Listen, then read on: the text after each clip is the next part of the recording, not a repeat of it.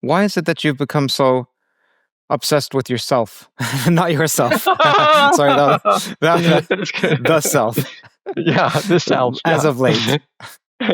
Well, it's not really so late. It started in 2004 because I mentioned that I was listening to philosophers like Galen and Fraassen, who were lecturing and writing about the self and the conception of the self, and whether we are maybe just a whole sequence of separate selves, one after the other, or whether there's any kind of unity in ourselves over time, things like that. Whether there's this, whether a long time ago, Descartes gave an answer. He said, "I am a thinking thing." So and he meant a substance. And every philosopher since then practically has rejected that answer, that I'm a bodily substance and a mental substance, and they are distinct and so on, right? But there are still views of the self that are a little bit like that. So I got very intrigued with this. And maybe I became preoccupied with it some of the time anyway. And my proposal was that I'm not a thing. I'm not a thing of any kind. Wittgenstein has this phrase about something. He says, "It's not a thing, but it's not nothing." And I was, I'm not a thing, but I'm not nothing, right?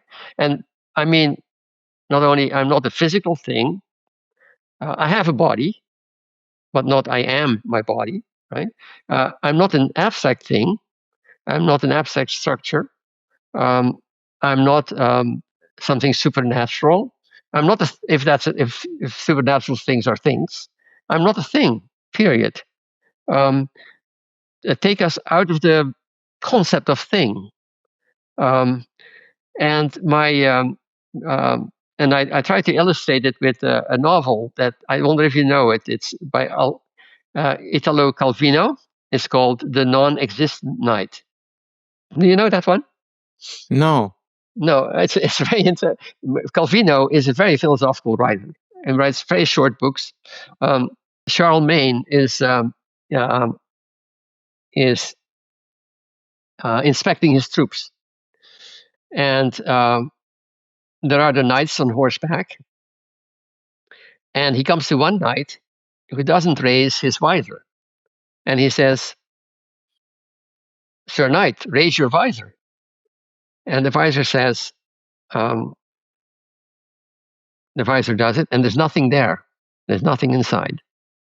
And Charlemagne says, it's nonplussed, and the knight says, "I do not exist." And Charlemagne says, "In that case, how do you do your duty?" He says, "By faith and willpower."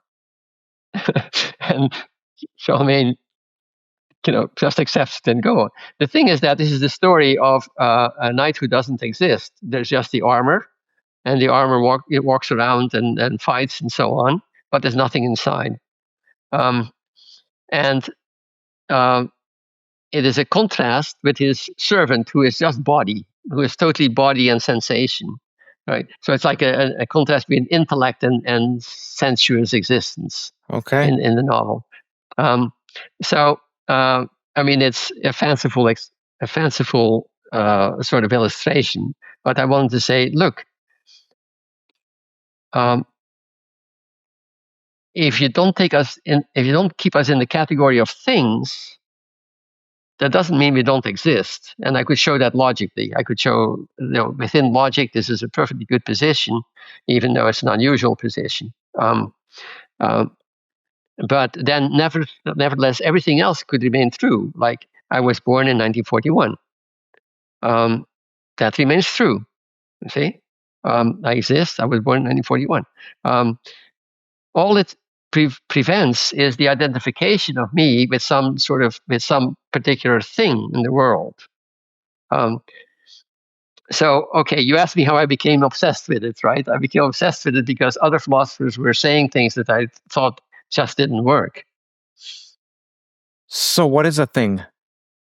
Well, there are physical things, there are abstract things. There are, in some metaphysics, there are still other categories besides physical things and abstracta. You just made me realize that in addition to causation, as something that I should study much more of, is the notion of thing, because it's embedded in the word everything, in theories of everything. And I just asked, well, what is a thing? So most of the time when people think of things, they think of physical things. Where I imagined you were going is the number 5 is a thing, the number 6 is a thing, but the relation that 6 is greater than 5 is not a thing, it's a relation. I don't know if you would say that, but that's where I imagined you were going. Well, some philosophers would say that relation is a thing too. It's real, right? They would count as real all the things that you would find in mathematics. I mean, the smaller than or equal relationship is a relationship in arithmetic, right? And they would grant reality to all of that.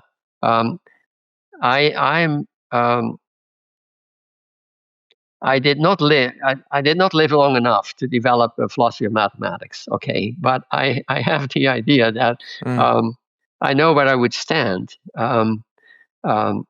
which is close to the intuitionists who just think of it as play in the imagination, maybe mathematics, or the nominalists who say, well, there are no abstract things at all. Okay, but at the same time, everyone has to agree, every philosophy of mathematics has to agree that our normal way of speaking about mathematics and doing mathematics is okay. And so, in any ordinary context, I would say there are prime numbers, some numbers are greater than other. There is a relationship between numbers, which is transitive, like less than or equal to, right? I would say all those things in any practical context. Yeah. Okay, so what is a thing? I don't know that if you gave a definition, it would be circular. So the self is not a thing, but it's not a nothing. Right. It's not nothing. Right. I'm not nothing. I exist. And I'm not nothing in the sense, in just this sense, I exist. Right. And I show myself in the world. I act. I do things. I have a body. I have a past. All that is true. The Economist covers math, physics, philosophy, and AI in a manner that shows how different countries perceive developments and how they impact markets. They recently published a piece on China's new neutrino detector. They cover extending life via mitochondrial transplants, creating an entirely new field of medicine. But it's also not just science. They analyze culture, they analyze finance, economics, business, international affairs across every region. I'm particularly liking their new Insider feature. It was just launched this month. It gives me a front row access to The Economist's internal editorial debates, where senior editors argue through the news with world leaders and policymakers in twice weekly long format shows. Basically, an extremely high-quality podcast. Whether it's scientific innovation or shifting global politics, The Economist provides comprehensive coverage beyond headlines. As a TOE listener, you get a special discount. Head over to economist.com/TOE to subscribe. That's economist.com/TOE for your discount. Would you say it's the case that anytime you can make a statement about something, then it is a thing? Now, I know I used the word something right there, so that's circular. That's an important point. You see, in English, you have the words something and everything, and the word thing is part of these quantifiers. But that doesn't happen in every language. It's just a peculiarity of English. So, instead of saying in Dutch, if I were to say everything is beautiful, I would say alles for everything. Mm-hmm. The Dutch word for thing is not involved in that at all. Alles is mooi, right? So it's a peculiarity of English that you see the word thing in the quantifier. Mm-hmm. Yeah, the word doesn't have to be literally there, but the concept could still be inside it. Yes. So is the concept of things still in everything in Dutch, or no? No, it's not. No. So then would the Dutch have an easier time understanding that a non-thing can exist? Yeah, I think so. I mean, I don't know if they do or not, but they wouldn't be seduced by the word everything, right? Or something, because one way to say that I exist is to say I am something, right? But if you put it in logic, you get like existential quantifier x equals me. X is identical with me, right? Okay, give us English speakers. Yeah. Give us more of an understanding as to how a nothing or something, something that's not a nothing, but it's also not a thing, can exist. Because if we're saying it exists, even if we're pointing to that it exists, why can't we just call that? But that's a thing. Like what? Why can't we just call it a thing? What does calling it a thing do that diminishes it, and it's no longer what you're speaking about? You could. You could. I mean, you could, of course, use the language that way. I don't think that it is part of the language that we have at the moment, right? But you could certainly decide that whenever anybody says X exists, you're gonna say X is a thing, and just make it synonymous with existence. You could do that, but it would be something you would do inside the philosophy seminar or inside the science, inside the podcast. It would be a decision on a technical term. Logically speaking, our language does not entail X exists, therefore X is a thing. Are you a monist or a pluralist or a dualist or what?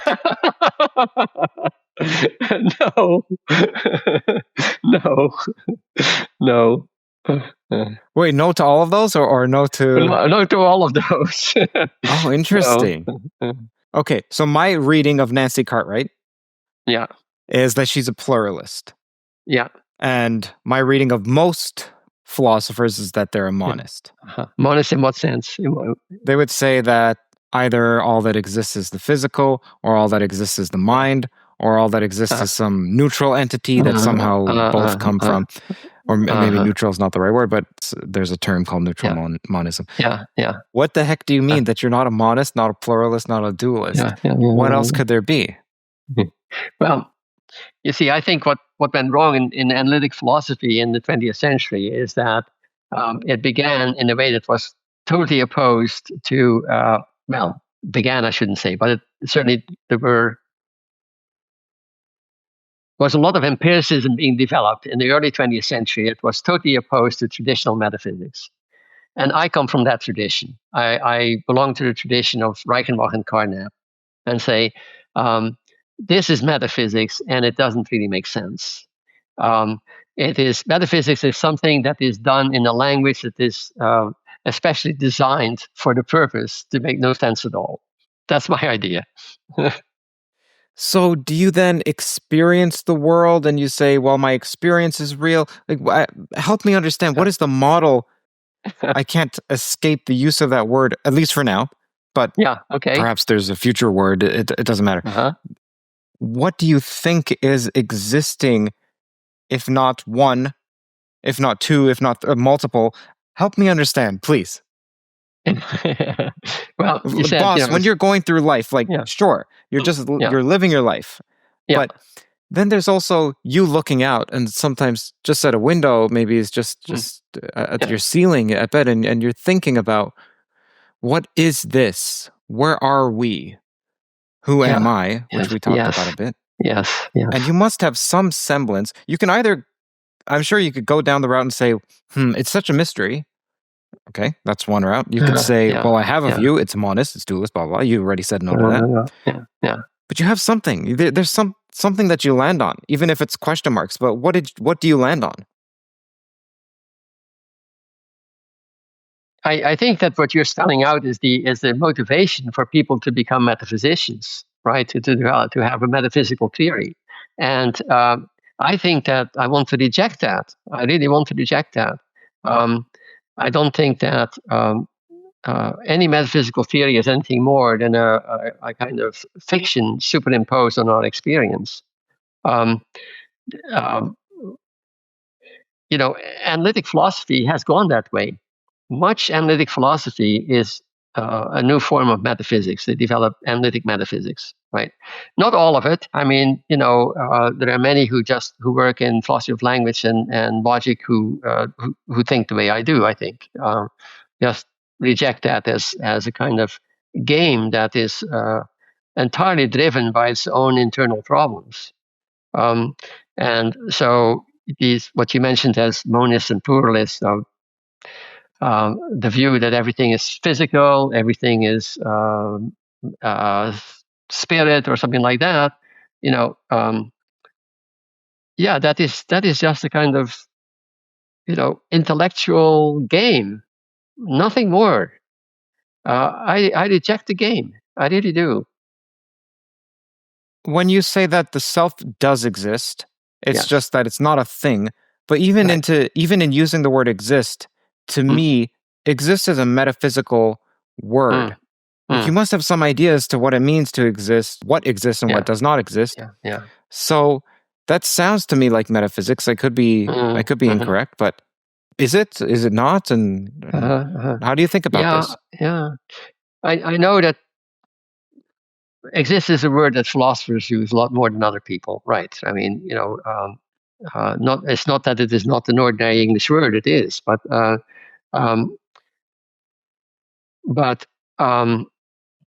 we can give synonyms. I mean, in fact, I think is real is probably usually a synonym for exist, right? I'm real, I exist, right? It's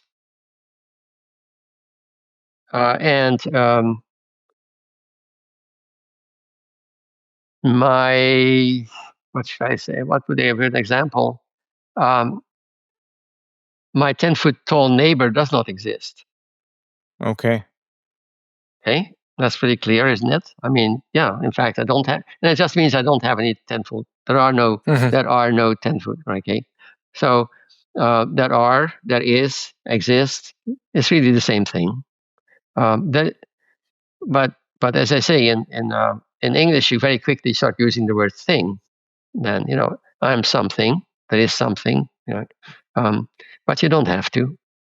Hi, everyone. Hope you're enjoying today's episode. If you're hungry for deeper dives into physics, AI, consciousness, philosophy, along with my personal reflections, you'll find it all on my Substack. Subscribers get first access to new episodes, new posts as well, behind-the-scenes insights, and the chance to be a part of a thriving community of like-minded pilgrimers. By joining, you'll directly be supporting my work and helping keep these conversations at the cutting edge. So click the link on screen here, hit subscribe, and let's keep pushing the boundaries of knowledge together. Thank you and enjoy the show. Just so you know, if you're listening, it's CurtJaimungal.org, CurtJaimungal.org.